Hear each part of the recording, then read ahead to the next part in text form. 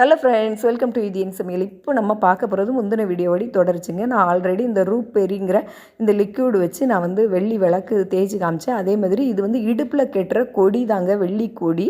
இது பாருங்கள் என்ன கலரில் இருந்துச்சுன்னு. இதை வந்து இந்த மாதிரி ஒரு பவுலில் போட்டுட்டு ஒரு 2-3 ட்ராப்ஸ் அந்த லிக்யூடு ஊற்றிட்டு இந்த மாதிரி கையை வச்சு நீங்கள் எப்படி சுற்றி விட்டீங்க அப்படின்னா அதில் உள்ள அழுக்கு எல்லாம் போய் புது வெள்ளி கொடி மாதிரி கிடச்சிரும் உங்களுக்கு.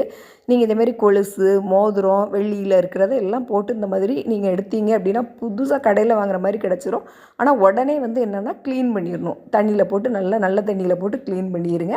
ஆனால் அந்த கீழே பிளேட்லலாம், சில்வர் பிளேட்லலாம் பட்டுச்சு அப்படி அந்த லிக்விடுனா ரொம்ப நேரம் கழித்து அப்படியே வச்சுட்டே இருந்தீங்கன்னா கருப்பு கலரில் வந்துடுங்க. அதையும் உடனே க்ளீன் பண்ணிட்டிங்கன்னா ரொம்ப நாள் நல்லா யூஸ் ஆகும். இது வந்து முதல்லலாம் ஒரு மாதிரி கேஸ் ஸ்மெல் மாதிரி அடிக்கும். இப்போ வந்து கொஞ்சம் மனம் சேர்த்துருக்காங்க, அந்த மாதிரி ஸ்மெல் அடிக்கலை. இது வந்து 108 ரூபா வருது இதோடைய ரேட்டு.